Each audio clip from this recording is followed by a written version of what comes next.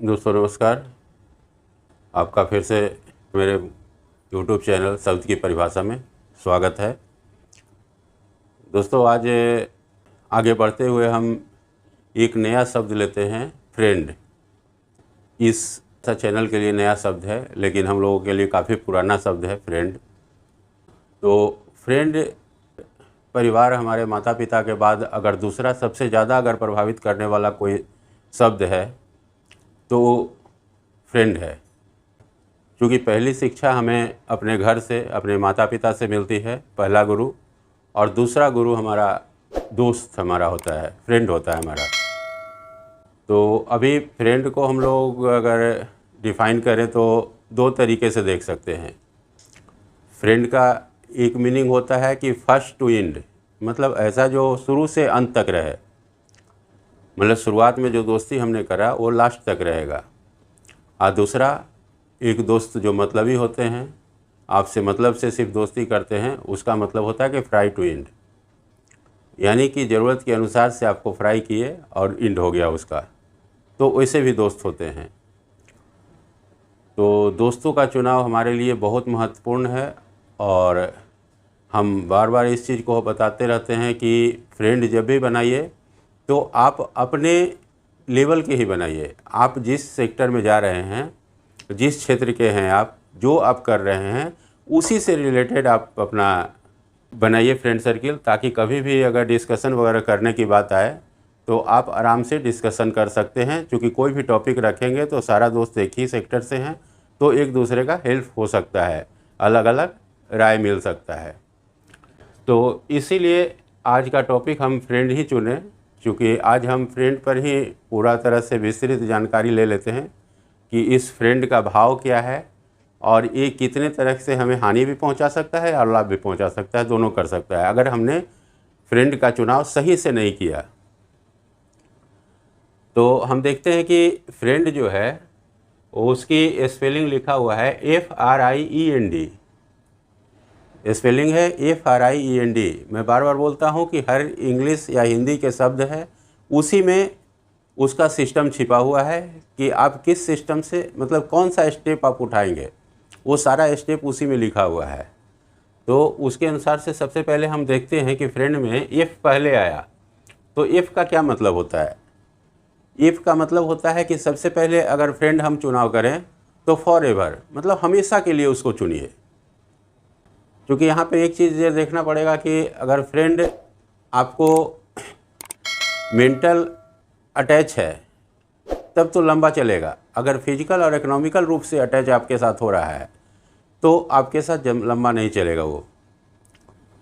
तो फ्रेंड का पहला है कि फर्स्ट टू एंड, वैसे फ्रेंड की तलाश करें जो फर्स्ट टू एंड, शुरू से लेकर लास्ट तक आपके साथ दोस्ती निभाए।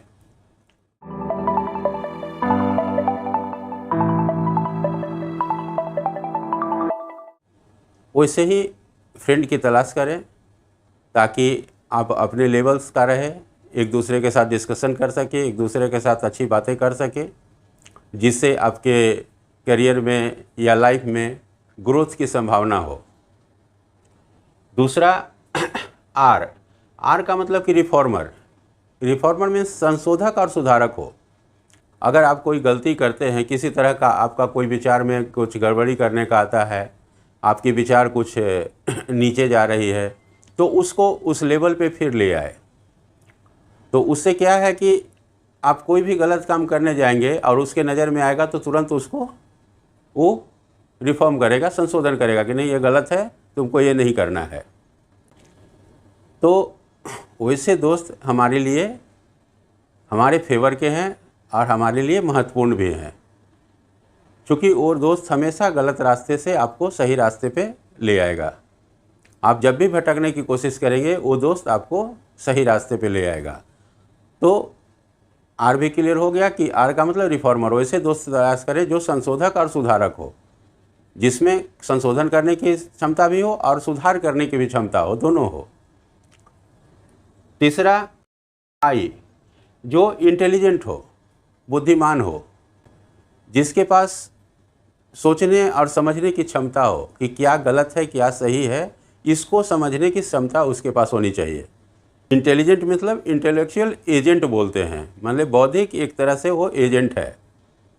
तो इंटेलेक्चुअल एजेंट की ज़रूरत है हमें, जो सही और गलत का उसको अनुभव हो कि क्या सही है या क्या गलत है, इसका उसको पूरा ज्ञान हो, ताकि हम कभी सही करें या गलत करें तो उस पर वो अपना राय और विचार दे सके।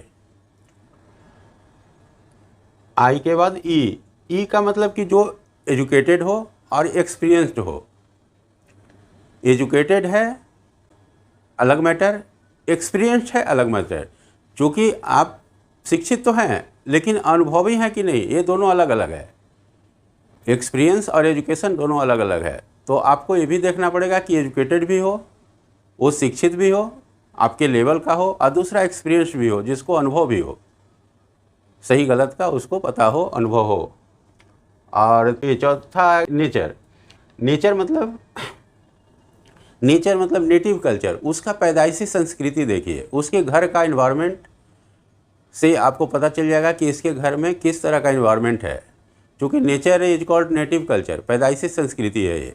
जिस तरह का घर का इन्वायरमेंट रहेगा उसी तरह के बच्चे का नेचर होगा। अगर घर में लड़ाई झगड़ा मारपीट होता है, घर में अगर अच्छे संस्कार नहीं है, बुरे संस्कार हैं, तो वही लड़का के इमेज में आएगा। तो ये भी एक इम्पॉर्टेंट चीज़ है कि हम उसका नेचर भी देख लें। तो नेचर देखने का एक ही तरीका है कि कभी कदाल उसके घर पे भी जा सकते हैं आप, उसके घर के इन्वायरमेंट देख के आप उसका नेचर समझ सकते हैं। Nature is called native culture, वो पैदाइशी संस्कृति है। तो संस्कृति का पता आपको उसी जगह से चलेगा जहाँ से उसको उसका पालन पोषण भरण पोषण हुआ है, तो उसके घर से।